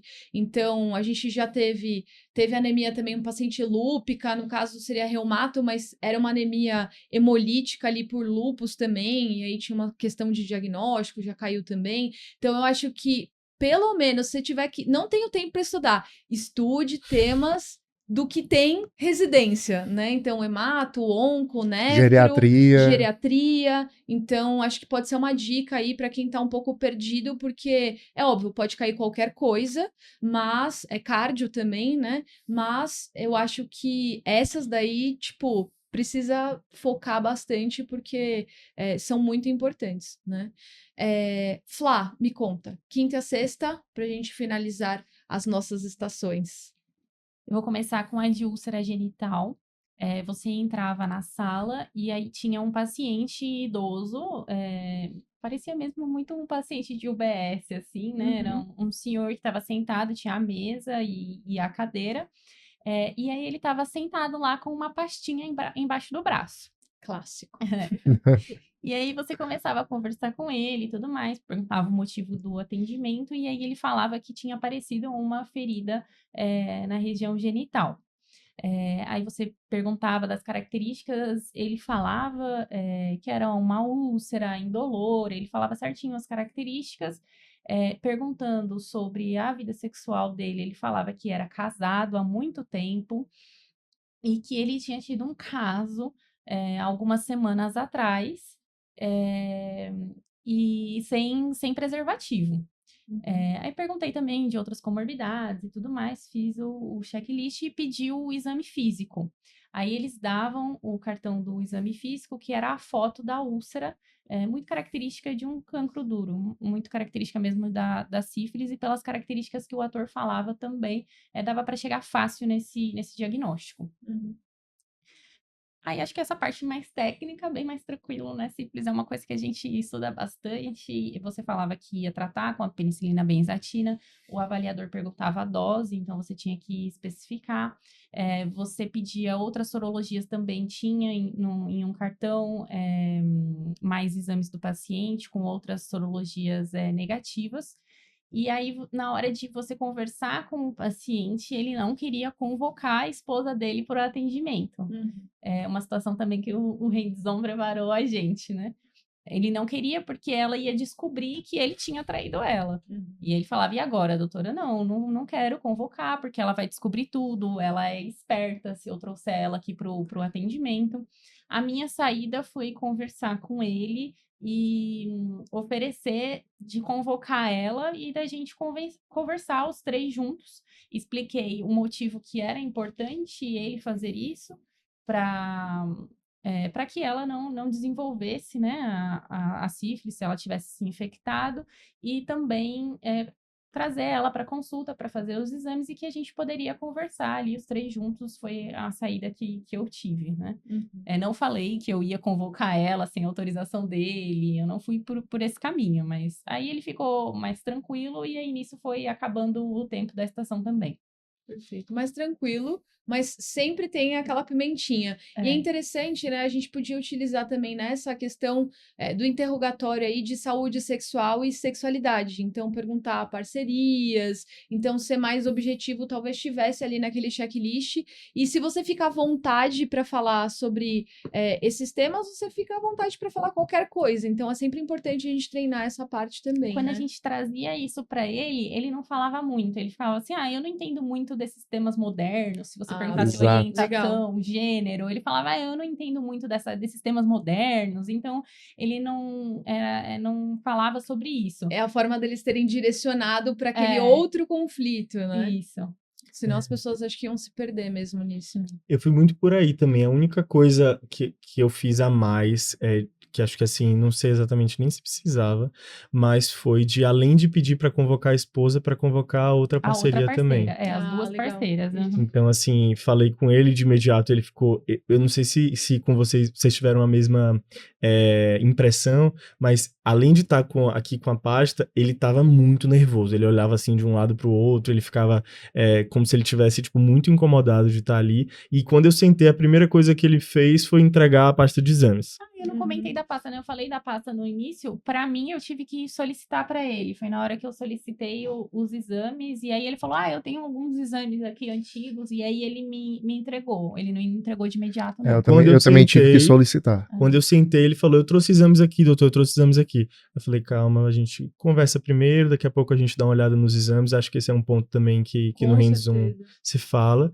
E a questão da parceria, então, falei com ele que seria importante trazer as duas pela própria saúde sexual delas, já que ele deixava claro que ele tinha tido relação sem preservativo com as duas, e deixei claro que não precisava ser todo mundo junto, obviamente. Então, que ele poderia trazer uma, depois trazer a outra, que inclusive se ele quisesse sugerir que uma ginecologista da nossa instituição visse uma delas sem a presença dele, que também não teria problema, ou seja, dando a possibilidade dele manejar aquilo ali da melhor forma possível, mas ressaltando a importância delas serem avaliadas também, né? E o ator, ele vai tentar te convencer a não fazer o mais correto. Então ele falava, doutor, isso vai acabar com o meu casamento. Não tem como. Meu Deus, o que é que vai ser da minha família? Do meu casamento, ele não trouxe isso quando eu falei da outra parceria. Ele nem deu atenção, assim. Aí eu entendi que não era muito o foco quando eu falei para convocar outra parceira. Aí o problema foi quando eu falei da esposa dele também, Sim. que aí ele já trouxe isso. Mas meu Justo. casamento, não sei o quê. E aí eu fui trabalhando nisso. Posso fazer uma pergunta? Mas é uma pergunta mesmo para tentar entender esse cenário. Algum de vocês perguntou se ele tinha tido relação com ela depois de ter tido relação com... Eu sei que não dá para saber exatamente como foi esse contato, né? Mas, assim... Alguém perguntou isso? Porque eu fico pensando se... Eu cheguei a Comigo perguntar. foi um pouco diferente. Eu posso estar errado, mas a impressão que eu tive conversando com ele é que não foi uma única noite. É que ele tinha contato com essa terceira pessoa há algum tempo. Entendi. Então parecia que era uma coisa meio revezada mesmo, entendeu? Entendi. Então, Perfeito. Fiquei só pensando aqui se, tipo, foi uma coisa aleatória, num ponto específico, mas também não teria como, e se também a esposa, né?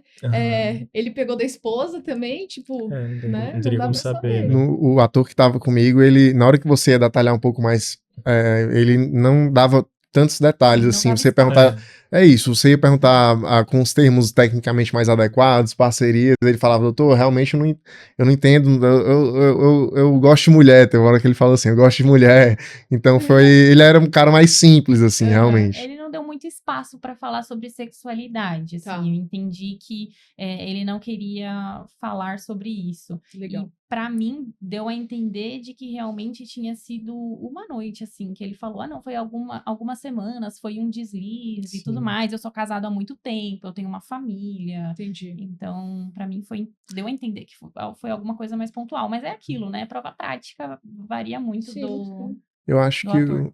que o principal, né, se por acaso o candidato se deparar com uma situação parecida, é você tentar achar alternativas ou formas de, mesmo assim, fazer o correto.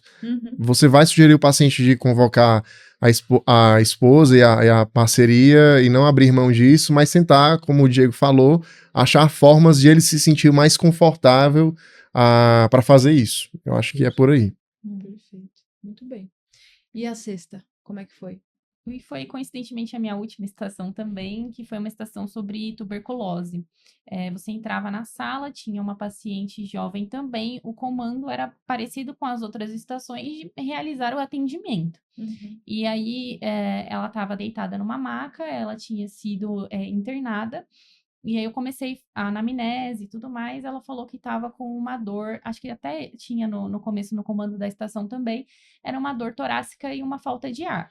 Aí eu fui perguntando as características, como que era essa falta de ar, como que era essa dor. Perguntei sobre os antecedentes e ela falou que era HIV positivo. Só falou isso. E aí, quando eu perguntei a respeito das medicações, ela não estava usando os antirretrovirais. Aí eu perguntei o porquê, e aí ela falou, eu estava me sentindo bem, então eu parei, já faz alguns meses, não tomo mais as medicações.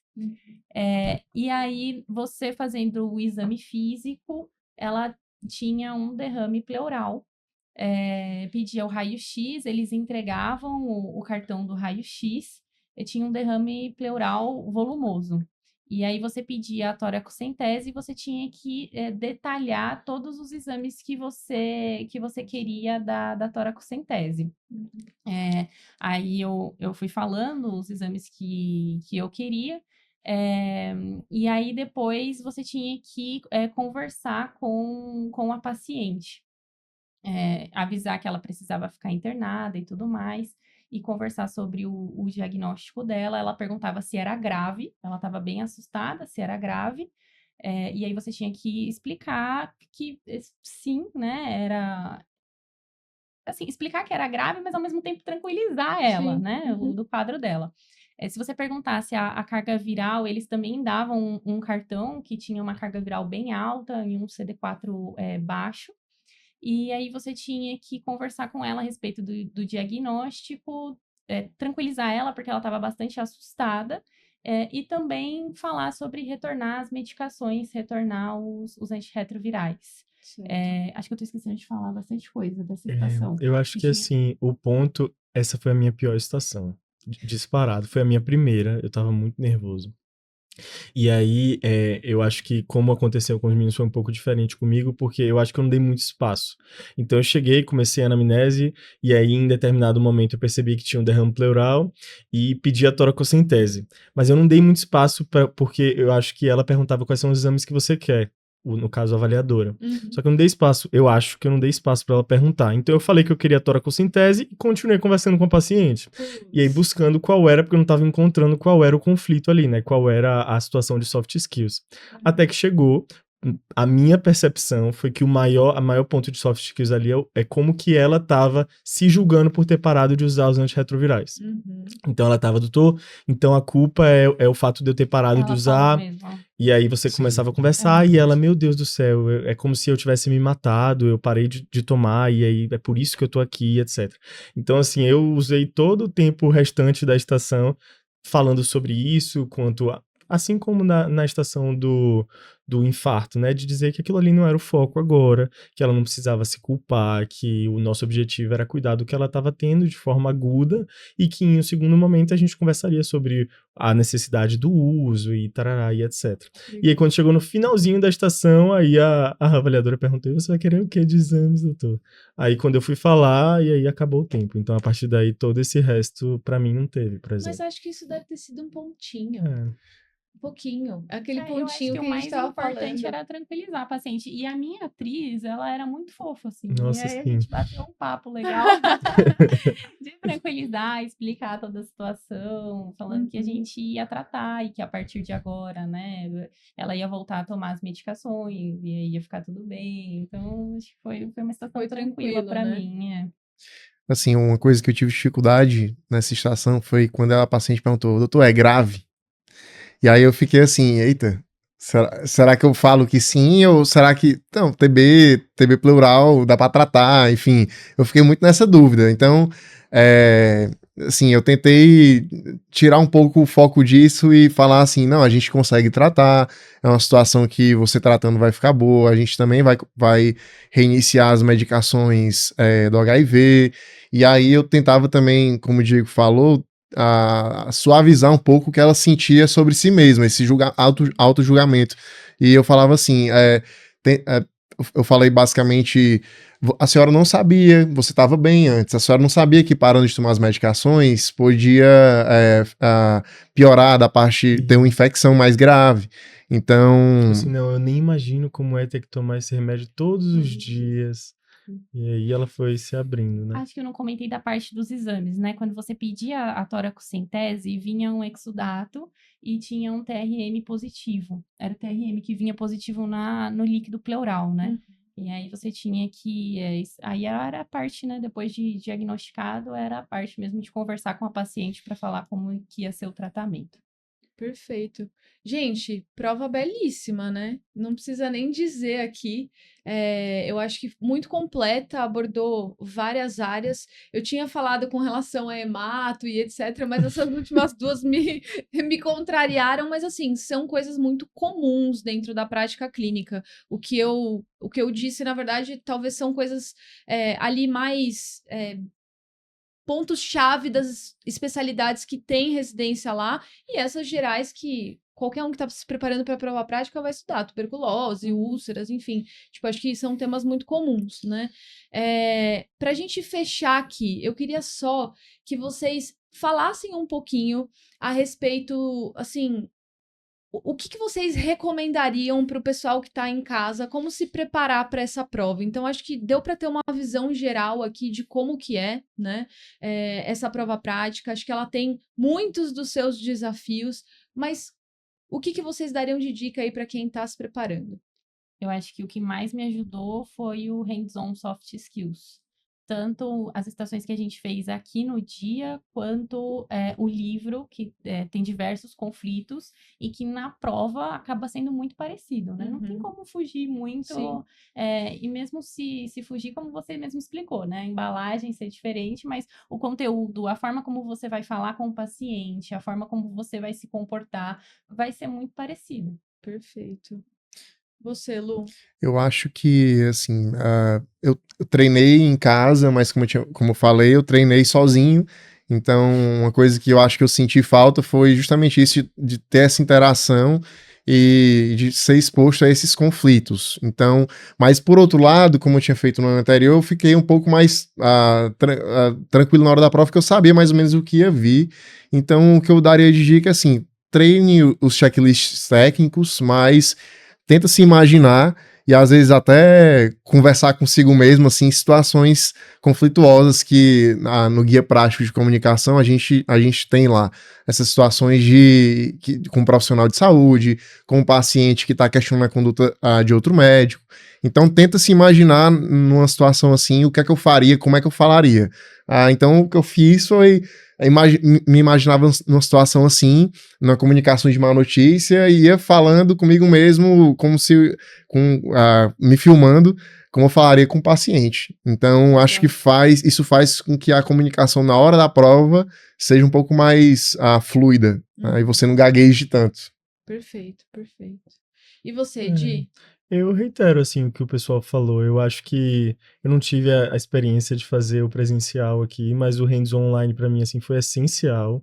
Eu acho que, não lembro se eram 40, 50 no total, eu lembro que eu fiz todos e eu repeti metade. E eu fazia tudo. Primeiro tinha aquela que eram como se fosse só os comandos, né? Depois eu via vocês fazendo nos vídeos e eu ficava tipo assim, meu Deus, como é que eles falaram isso tudo? Assim, óbvio eles, que eu né? não. Assistir a Renata ou o Matheus. Nossa.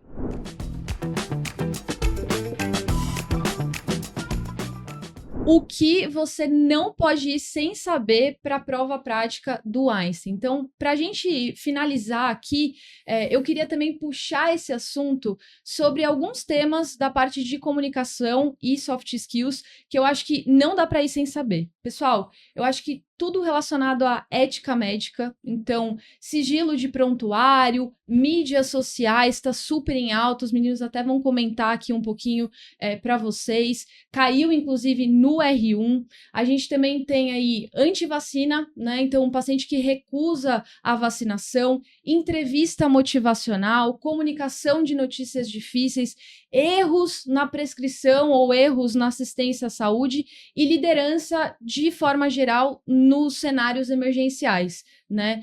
Algum desses vocês chegaram a ter contato ali? Então, teve a prova do ano passado, né? O ano retrasado, aliás. Lu, você viveu algumas dessas situações que não foram as mesmas que caíram nesse ano passado. Assim, eu acho que ainda da seara de conflitos éticos, eu acho que o Einstein traz muito conflito com outro colega médico de outra especialidade.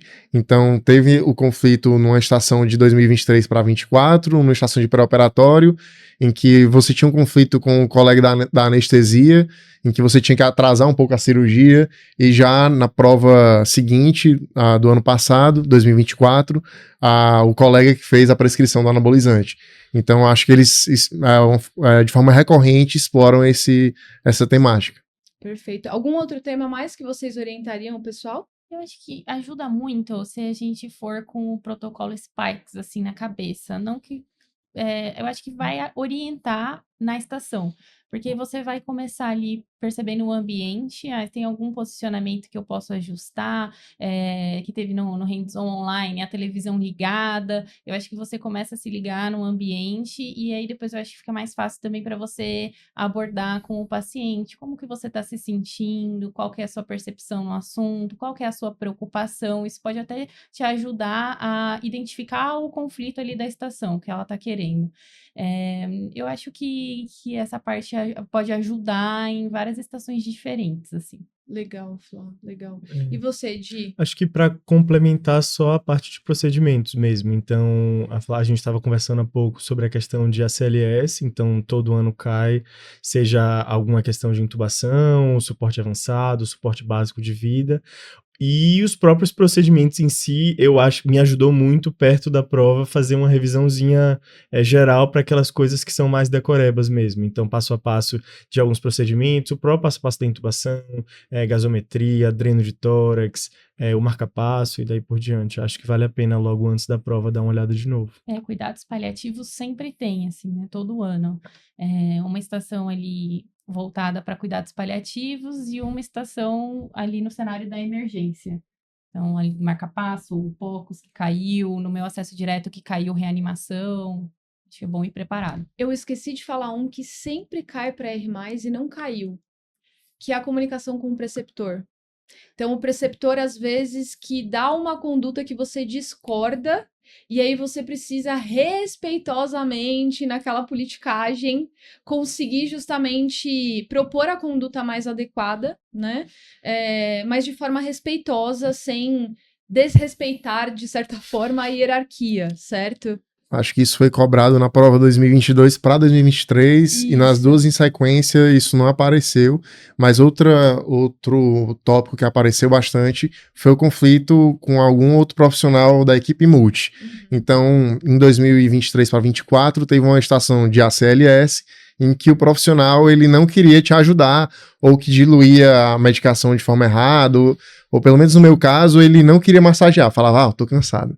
Então assim, e na nossa prova, agora de 24 para 25, teve a estação com a fisioterapeuta, então também isso é de forma recorrente, até porque lá no hospital a gente vê muito isso no dia a dia, de você saber lidar bem com seus pares, seja médico, seja os profissionais da equipe multiprofissional. Técnicas de feedback também é super quente. Então, pensando que é uma instituição de ensino, que é uma instituição muito acadêmica, eles prezam muito por essa parte, saber se você sabe dar feedback. Caiu uma estação belíssima, entre aspas, mas belíssima mesmo, da pediatria, até foi comentada nos nossos episódios anteriores, e que você tinha que dar o feedback na interna. Então, não seria algo muito absurdo se caísse também. Pacientes demandantes, que a gente sabe, pacientes irritados ou familiares irritados, que te acusam de alguma coisa que você não fez. Então, tudo isso é super quente. Da parte técnica, alguma coisa de situações, temas técnicos? Da parte técnica é mais difícil porque eles abordam situações muito do dia a dia, assim, da residência de clínica. Então, eu não sei se eu tenho alguma dica, assim. Eu acho que a minha dica é não estudar nada muito específico da parte técnica, porque você vai chegar lá e vai ser tuberculose pleural, vai ter infarto, vai ser temas corriqueiros. Então, não perder tempo com temas muito complexos. Legal. E pensando agora para quem vai fazer a prova esse ano, lembra dos seus plantões na residência. A partir de agora, vai recordando os plantões que já aconteceram e que vão ainda acontecer esse ano, seja na residência, seja fora. para a prova de R+, e vai lembrando dessas situações que acontecem no seu dia a dia e que possivelmente lá na hora da prova vão acontecer também, porque muitas das estações a gente já tinha vivido na residência. Então, acho que para os candidatos aí que vão prestar a prova, acho que utilizem também os cenários práticos do dia a dia de vocês para, enfim, pensar, cara, se isso aqui caísse na prova, no dia a dia, tá no plantão pronto-socorro, veio um paciente assim, se isso aqui fosse na prova, como é que seria a melhor forma de eu trabalhar? Legal. Aproveitando seu gancho, Flá, quer falar como estudar durante a residência de clínica médica para a prova prática do Einstein? Gente, foi difícil conciliar os dois, né? Porque você chega muito cansado, né? E você tem que ter ali, sentar, se dedicar e ter um objetivo muito forte para dar coragem de chegar em casa e ainda estudar. Durante o ano, eu foquei muito mais na prova teórica. Então, eu fazia questões e aí, quando foi chegando perto da prova, que depois que eu passei na primeira fase, na verdade, que eu fiz um intensivão da prova prática. E aí eu comecei a treinar bastante para prática. Mas é difícil, eu acho que a gente tem que se policiar bastante e aproveitar o tempo, o máximo que der, e estudar de uma maneira mais inteligente, eu acho, porque no acesso direto eu tinha mais tempo para estudar. Então, no R+, eu acho que a gente precisa tentar estudar de uma forma mais inteligente, quais são, reconhecer o que você precisa melhorar, o que você não domina, porque esses são os temas que você vai precisar se aprofundar mais para você otimizar o seu tempo o máximo que dá. E assim que eu chegava em casa, o tempinho que eu tinha, principalmente mais para o final do ano, mais perto das provas, e aí eu tentava aproveitar. E durante a residência também, treinar com os cenários. Eu acho que para a prova do Einstein, eu aproveitei muito o rodízio de cuidados paliativos. Eu acho que me ensinou bastante sobre comunicação e nada mais do que sempre uns 5 conflitos todos os dias que você precisa resolver. A gente ficava na parte lá do ICESP, do Instituto do Câncer, com os pacientes oncológicos, então, cerco do silêncio, famílias muito demandantes, pacientes muito demandantes, então que a gente tinha que lidar, eu aproveitava para colocar em prática e para treinar um pouco. Legal. E vocês, meninos? Porque vocês tiveram ali, o Lu chegou a estudar um pouquinho ali quando estava na residência, prestou a prova, vamos ver o que dá, e aí depois estudou com mais profundidade quando estava no ano ali pós-residência de clínica, mas mesmo assim estava trabalhando. O Di também. Como é que foi para vocês conciliarem isso? Então, assim, no ano que eu estava trabalhando e fui estudar para a prova, como foi que eu fiz, assim, que eu acho que é muito individual, mas no começo do ano eu estudava de forma mais tranquila, digamos assim, sem aquela pressão tão grande da prova perto, mas estava vendo as aulas, fazendo questões, lógico que às vezes a gente vai atrasar conteúdo, isso é normal. Atrasei para a prova de R1, na prova de R+, não foi diferente. Até porque eu acho que o ano que a gente fica fora da residência é o ano que você tem para ter uma certa reserva maior financeira para encarar a próxima residência. E aí, quando foi chegando mais perto da prova, eu diria 1 mês e meio, cara, larguei os plantões, assim, full, e me dediquei 100% em fazer as provas antigas, bastante, assim, muito, muito, muito, e quase decorando cada questão que tinha caído nos últimos 3, 4 anos anteriores. E depois da primeira fase, aí eu sentei para analisar um pouco a segunda fase do Einstein, que, como a gente conversou, é bem peculiar. E aí fui me deparar com todas as situações de soft skills, né? Fiz a mentoria também, que ajudou demais, porque a gente fez um pente fino ali sobre várias situações possíveis e nuances que a gente poderia ver na prova. Então, foi assim que eu fiz, né? Então, deu certo, mas cada um tem o seu jeito. Eu acho que não tem uma regra fixa, mas eu acho que cada aluno tem que buscar a forma que funciona melhor para você. Legal. O Di falou que estudou em grupo de estudos também, acho que isso ajuda bastante, mas como que foi para você conciliar isso? Então, eu tentei manter uma estabilidade um pouco maior ao longo do ano. Claro que, assim, no segundo semestre, especificamente, eu tentei reduzir um pouquinho a carga de trabalho. No primeiro semestre, estudando e trabalhando, até porque o meu objetivo de parar por um ano ia por aí também. E aí, no segundo semestre, reduzi um pouco mais a carga de trabalho e aumentei um pouco a carga de estudo. Também, como a Flávia e como o Lucas, antes da primeira fase, eu vi muito pouco, qualquer coisa sobre a segunda fase. Assim, eu aproveitei no segundo semestre para, sei lá, uma vez por semana eu dava uma olhada em uns 2 casos, treinava um pouquinho, mas de forma mais intensiva mesmo foi a partir da primeira fase. Até porque não é a única prova que a gente faz, né? Ninguém faz uma prova só. Sim. Então, se a gente pensar, eu acho que beira o utópico a gente pensar que a gente vai se preparar de forma absurda para tudo durante o ano inteiro. Não sei se é o ideal, mas foi a minha estratégia também, foi estudar para a segunda fase só depois da primeira, de forma mais intensiva. Eu acho que se eu puder dar uma dica, essa questão do grupo de estudos mesmo. No meu caso, foi grupos / dupla, assim, mais uma vez falando de Stefania aqui, ela vai se sentir super importante. Mas realmente, assim, ela ia lá para casa de vez em quando, de manhã, ficava até 9, 10 horas da noite, ela estudando para R1, eu estudando para R+, então a gente nem estudava junto, era simplesmente o estar perto para poder você forçar-se e forçar o outro também a estar ali rendendo o máximo possível. Mas, como o Lucas falou, eu concordo 100%. Eu acho que, assim, não existe fórmula. Cada estratégia funciona de uma forma diferente para cada pessoa. Então, eu acho que é botar o objetivo na cabeça e seguir adiante da forma que funciona para cada um. E falando especificamente do Einstein, assim, se você não foi tão bem na primeira fase, não é para desanimar. Opa. Não é para desanimar mesmo, porque a segunda fase define muita coisa. Teve colegas que estavam numa posição super boa na primeira fase e que acabaram ficando fora na segunda, e acontece essa dança de cadeiras mesmo. E a segunda fase, nossa, assim, uma boa segunda fase ajuda demais mesmo. Mesmo que você tenha ficado ali em 10º, numa posição não tão vantajosa, mas ajuda muito. Muito legal.